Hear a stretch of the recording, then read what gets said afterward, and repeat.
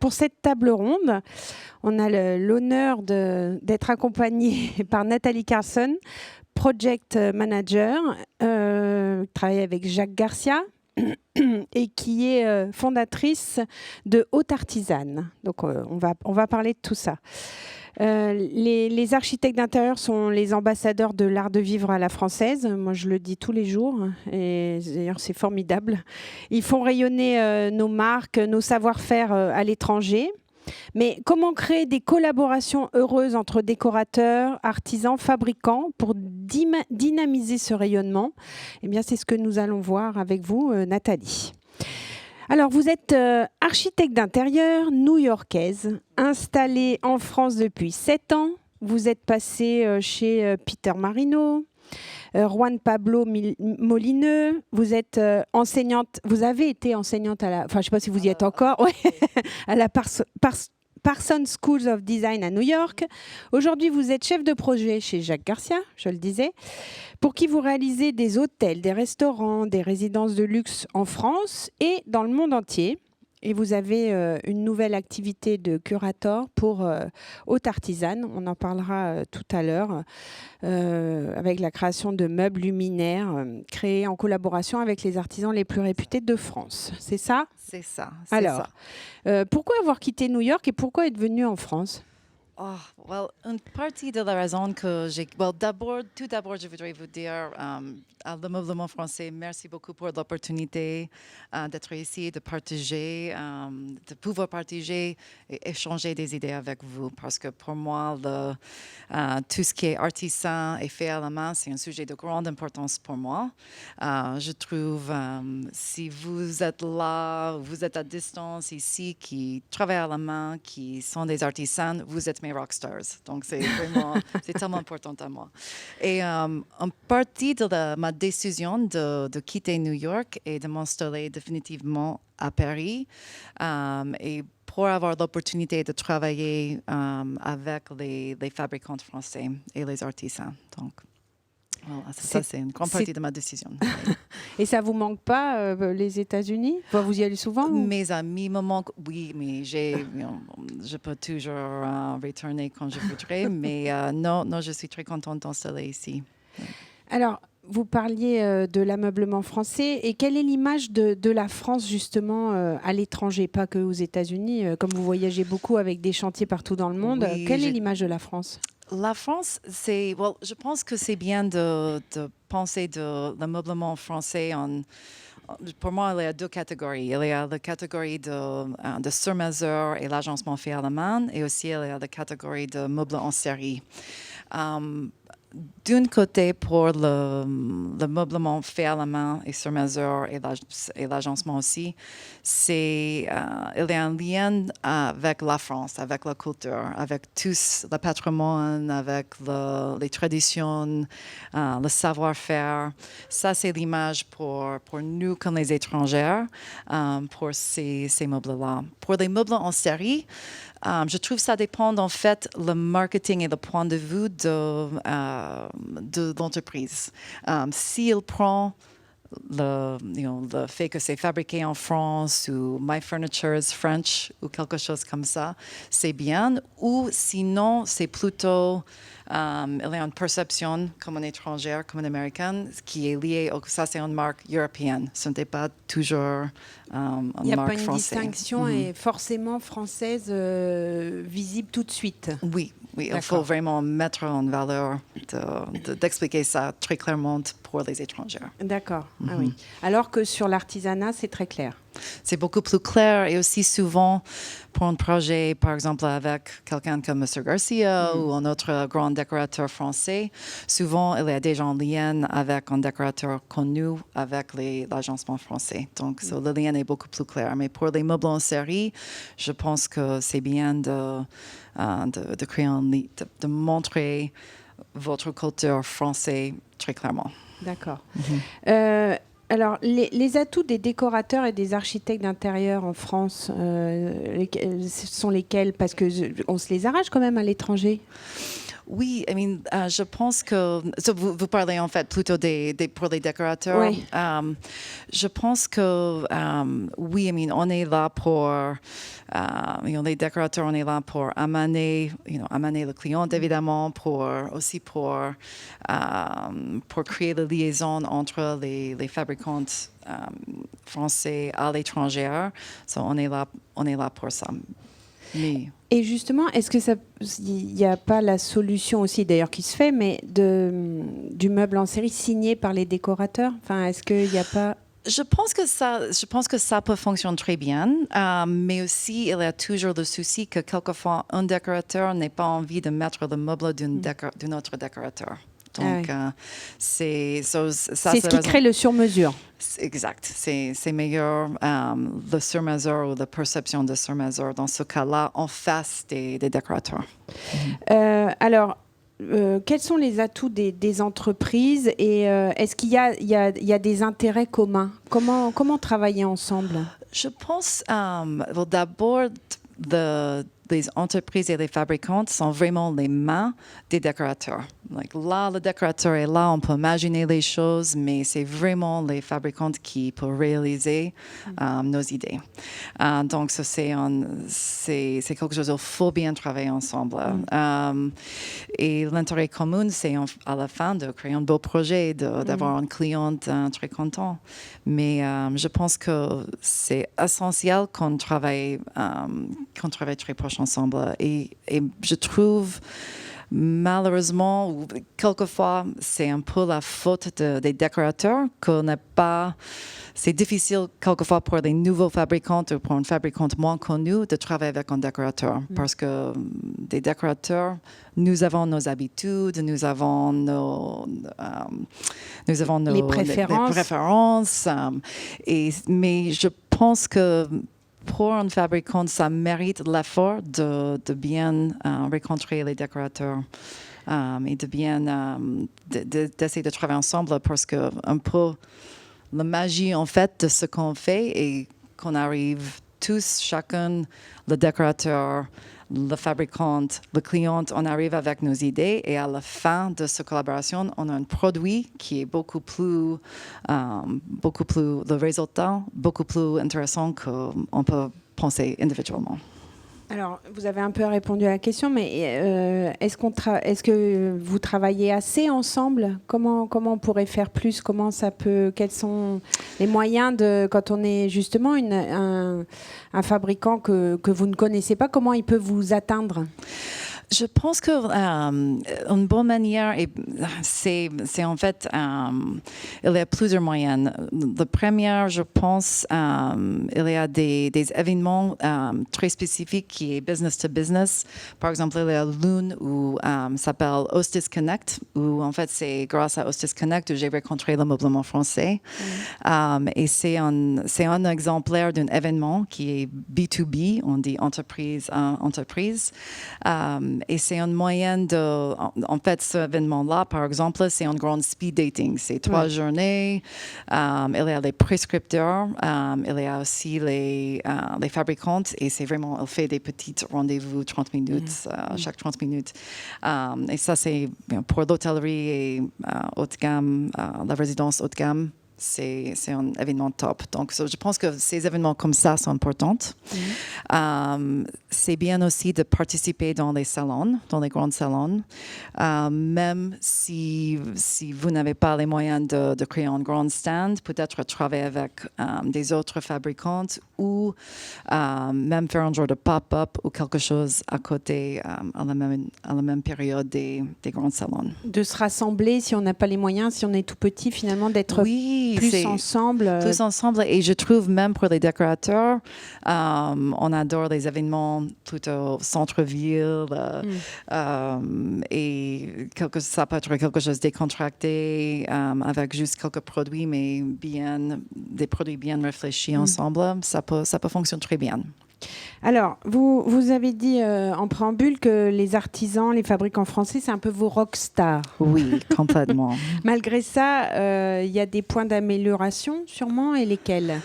Oh, oui, les points d'amélioration. C'est le moment de vérité pour vous, malheureusement. Je pense que la chose qui est importante de savoir, et les décorateurs et les architectes, et encore plus en architecte new-yorkaise ou américaine, la rapidité de nos projets, la demande de nos clientes, c'est hyper, hyper rapide. Et je crois que ce que moi, que j'adore de mes rockstars, et le fait qu'il y a tous les soucis de détail, il y a tout il y a les espoirs d'être, l'exigence de créer un produit parfait. Mais mon conseil est de laisser ça pour le produit final. Le plus important est de bien communiquer, de communiquer très rapidement.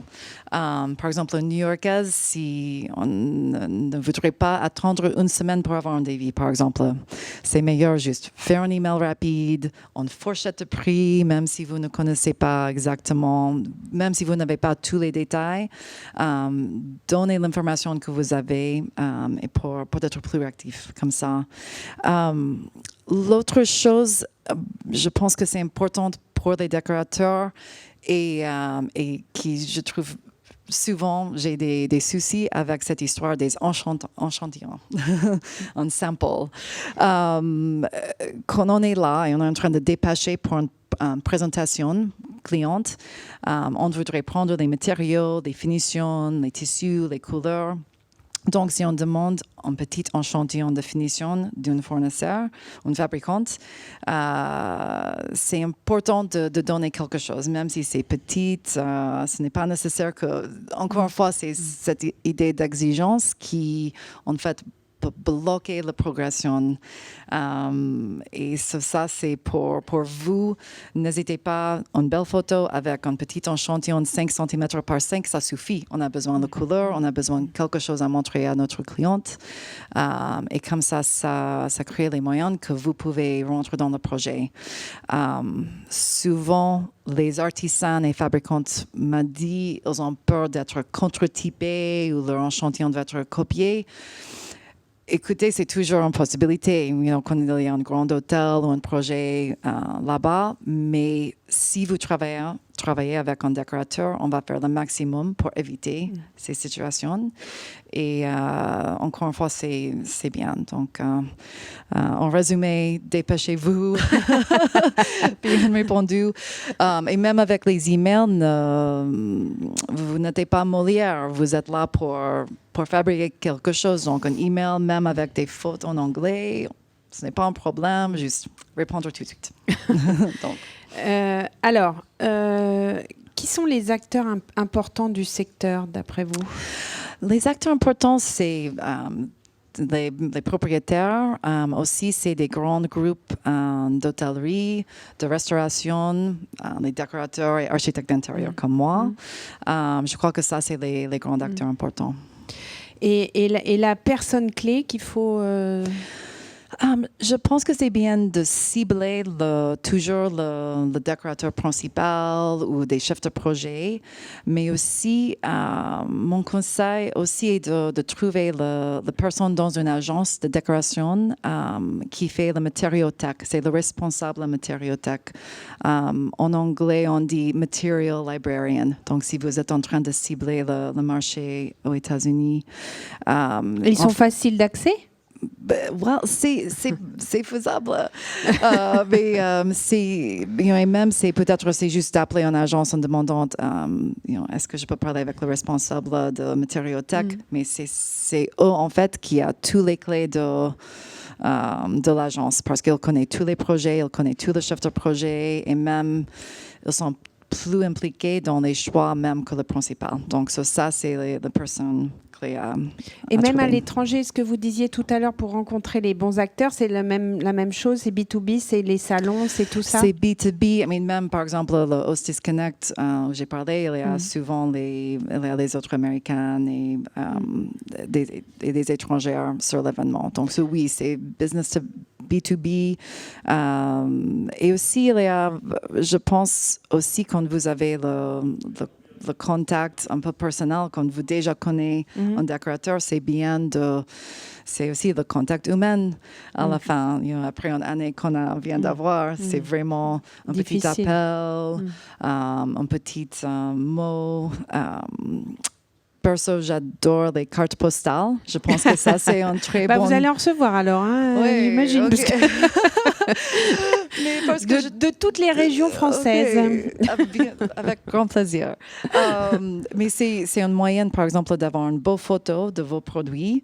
Même ne mettre pas dans une enveloppe parce que ça peut balader dans une agence. Et là, beaucoup de monde qui peut le voir. Et même, c'est plus parlant qu'une carte de visite, à mon avis. Alors, une fois qu'on a rencontré tout le monde, qu'on vous a envoyé la petite carte postale, comment on réussit à avoir vraiment le rendez-vous? Je crois qu'il faut être persistante. Il faut appeler l'agence. Il faut aussi, je crois qu'on va peut-être discuter ça un petit peu, mais les réseaux sociaux sont très importants. En plus. J'arrive à la question suivante. Oui. Digitalisation, yes, je l'ai dit. Digitalisation, oui, c'est pas facile. De la communication. Oui. Comment être visible? Comment sortir du lot? Enfin, je veux dire, il faut mettre en avant ses projets à chaque fois, les réalisations, les comptes Instagram, le LinkedIn, enfin tout ça, quoi. C'est tout ça. Vous regardez, vous, ce genre de choses? Oui, vous pouvez vous inspirer? Oui, donc pour moi, il y a plusieurs choses. D'abord, il faut un site web clair, aussi qui fonctionne sur toutes les plateformes. Donc, il faut fonctionner sur une tablette et aussi sur un portable, un mobile. C'est hyper important parce qu'une moitié de nos rendez-vous sont faits à l'extérieur et c'est important. Il y a le site web, on sait ça déjà. Moi, j'utilise pour les réseaux sociaux, j'utilise Pinterest, Instagram et LinkedIn. Et dans cet ordre. Pour moi, Pinterest, c'est moi, je cherche des images de référence tout le temps. Et il faut, même si Pinterest, c'est que les images, en fait, il faut bien utiliser les mots-clés avec Pinterest. Et si vous voulez cibler le marché étranger, les mots en anglais. Qui fait un descriptif de le matériau, le modèle, etc. Ça, c'est une grande moyenne. Pour moi, c'est moi et les autres décorateurs utilisent Pinterest souvent. Instagram, en fait, j'utilise Instagram, c'est important. On fait toujours des stories et des reels, mais en fait, les posts, moi, j'utilisais ça dans un rendez-vous comme un genre d'un petit book, un petit portfolio. Donc, c'est bien de mettre vos actualités, mais aussi de mettre toujours vos modèles emblématiques pour votre marque. Au fur et à mesure des sorties ou même le work in progress ou des choses comme ça. Oui. Parce que là, si je suis avec une cliente, je vais montrer, même c'est parce que c'est plus rapide de regarder sur Instagram que même un site Internet. Quelles sont les attentes d'un architecte qui travaille sur les marchés internationaux? On a besoin beaucoup de soutien, en fait.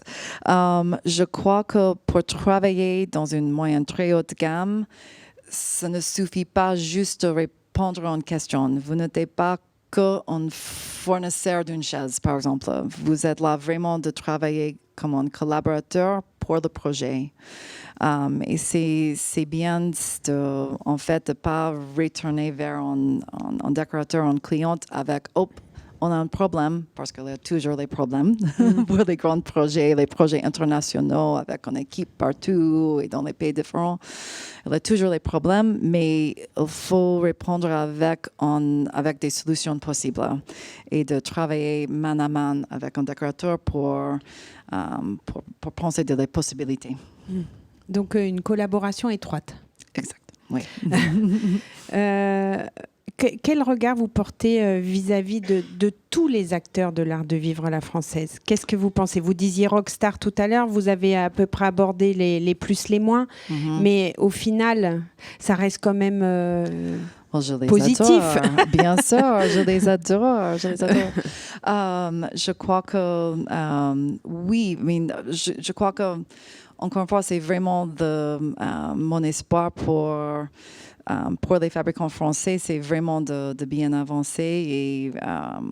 Et aussi, c'est moi, avec mes 2 cultures, en fait, je vois qu'il y a quelquefois les incompréhensions qui n'étaient pas que la langue. Je pense qu'on ne peut pas oublier, on a 2 cultures très différentes. Mais c'est juste de toujours garder ça même. J'imagine les New-Yorkaises peuvent sembler très impolies en notre manière de répondre dans une email, etc. Et d'avoir patience avec nous. Et aussi, mon espoir aussi, et c'est important pour les prescripteurs de comprendre mieux comment ça fonctionne avec les fournisseurs. D'accord. Vous essayez Et les fabricantes. vous essayez d'expliquer ça à vos clients, c'est ça que vous dites? Oui, j'essaie d'expliquer comment ça fonctionne et il y a toutes les choses comme les photos sur votre compte Instagram, il y a les vidéos que pour exprimer un peu comment vous faites votre métier, c'est important. Et par exemple, est-ce que c'est une valeur ajoutée par rapport à certains clients de dire c'est fabriqué en France? Bien sûr. C'est Oui, sans doute. Ça ajoute parce que aussi ça mène, un peu comme nous avons discuté de départ, ça mène la culture française, ça mène, il y a toutes les histoires romantiques. Toute l'histoire, là, on voit, c'est le mobilier national, la photo, exact. là. Donc, il y a tout la grande ça maison que de vous Jacques avez. Garcia. Oui. Oui, il y a tout ça qui, même si le produit final est beaucoup plus contemporain ou ça vient de notre époque, mais il y a tout ça qui est derrière vous. Et il faut... Cette histoire est importante et de continuer à l'écrire. Alors, là, on va passer à l'autre partie. J'en ai un peu parlé.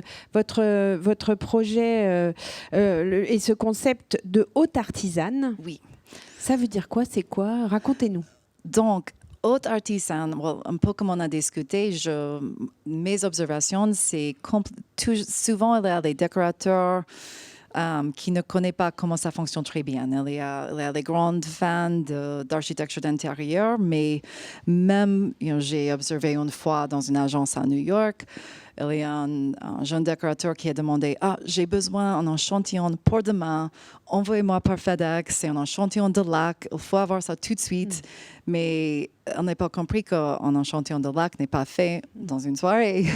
Il va prendre quelques jours. Et il y a souvent des choses comme ça qui se passent. Donc, pour moi, j'ai créé Haute Artisane, qui est pour moi un genre ça a commencé comme un genre de guide pour les professionnels et les amoureux de décoration et de savoir-faire, de mieux connaître les artisans et les artisans français. Et c'est une galerie, c'est un livre, c'est un site? C'est tout.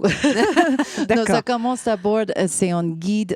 J'ai créé un site bilingue il y a un blog qui raconte des histoires des expositions que je vois en France. En plus, il y a un genre d'index avec les mots en anglais, les termes décoratifs avec les mots en anglais et français. Et ça, j'espère que ça va devenir une référence pour les anglo-saxons pour mieux comprendre les termes très spécifiques de notre petite niche de luxe et que Google Translate ne fonctionne pas. Nous avons une jambe de table qui fait aucun sens en français, un pied de table, par exemple. Donc, il y a ça. Et en plus, à l'avenir, je suis en train de développer pour septembre 2022 une petite ligne d'édition limitée des meubles qui est faite en collaboration avec mes artisans préférés. D'accord. Et une galerie, un lieu? C'est une galerie en ligne et aussi une galerie éphémère. Je voudrais faire des pop-up, en fait, qui sont en parallèle avec les grands événements culturels un peu partout. D'accord. Ouais. Partout en Europe, enfin, en genre Europe, aux États-Unis, Paris pour Maisons et Objets, Milan, des choses comme ça. Exact. D'accord. Oui. Et alors, pourquoi haute artisane? Haute artisane, pour moi, c'est un terme que je voudrais ajouter au lexicon français. Pour moi, on connaît bien haute couture, on connaît en anglais, on dit haute cuisine pour la gastronomie française. Donc, et je pense que ça, c'est la prochaine étape pour le métier. C'est en fait la haute artisane. C'est en fait comme haute couture et le saumon de la mode. Je pense que haute artisane, c'est le saumon de l'architecture et de la décoration. Justement, vous parliez de gastronomie.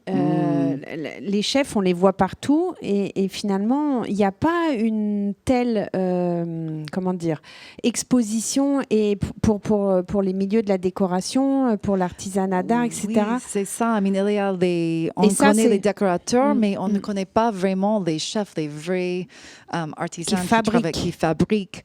Et je pense que ça, c'est important. Et encore une fois, c'est une moyenne que les autres décorateurs on peut découvrir ces artisans et faire plus avec eux. Ça peut arriver que des décorateurs n'aient pas envie que certains artisans aillent voir d'autres décorateurs. C'est faisable, mais je pense qu'en architecte d'intérieur et un décorateur, il faut avouer qu'on n'est rien sans nos fabricants, on n'est rien sans nos artisans. Donc, vous êtes vraiment les mains. Vous êtes le moyen qu'on peut réussir et oui, donc non, je crois que ça c'est le moment. C'est le moment pour les artisans d'avancer plus en plus, de devenir plus en plus les rock stars, d'aller à la scène avec les décorateurs. Donc, vous parliez de développement avec des pop-up, des choses comme ça. Est-ce que les gens peuvent venir, enfin les artisans, les fabricants peuvent venir vers vous aussi via Haute Artisane? Avec grand plaisir, Pour se faire connaître et pour... Oui, vous êtes, comme nous avons discuté, la connexion entre nous, c'est très importante, donc n'hésitez pas de me suivre sur Instagram, @hauteartisane. Inscrivez sur mon site hauteartisane.com et avec grand plaisir, je voudrais échanger avec vous. Par exemple, dans votre carrière, vous avez travaillé avec Peter Marino. Est-ce que vous avez eu l'occasion il est très, très aussi en appétence auprès des artisans. Il aime l'artisanat français. Oui. Il travaille souvent avec de grands artisans français. Vous êtes toujours en relation et vous pouvez donner comme ça vos adresses, enfin... Oui, je peux... Est-ce que les décorateurs aussi vont venir chercher ça sert à ça aussi? Oui, ça sert à ça aussi, exact. C'est un moyen de découvrir les artisans aussi, de comprendre leur méthode de travailler. Par exemple, un échantillon de lac ne fait pas dans une soirée. De comprendre les méthodes, de comprendre les termes, la terminologie et de comprendre leurs histoires aussi. Donc, oui, je pense qu'il y a la galerie de curation. Je voudrais faire des projets de haute gamme qui peut être acheté en direct par un client ou par un décorateur. Mais aussi, mon espoir est vraiment que ça peut avancer un peu tout. Et vous avez pour envie et mission d'exporter ça à l'étranger, Bien sûr. Je pense que oui, même de faire des pop-up, pas qu'en France, mais à l'étranger, aux États-Unis. Et actuellement, avec l'Internet, il y a des exportateurs qui peuvent envoyer les choses avec des gants blancs un peu partout. C'est complètement faisable d'exporter tout ça à l'étranger. Et vous êtes américaine. Est-ce qu'il y a un artisanat comme ça fort ou des fabricants forts aux États-Unis? Mais quel est finalement ce qui différencie les Français par rapport aux étrangers?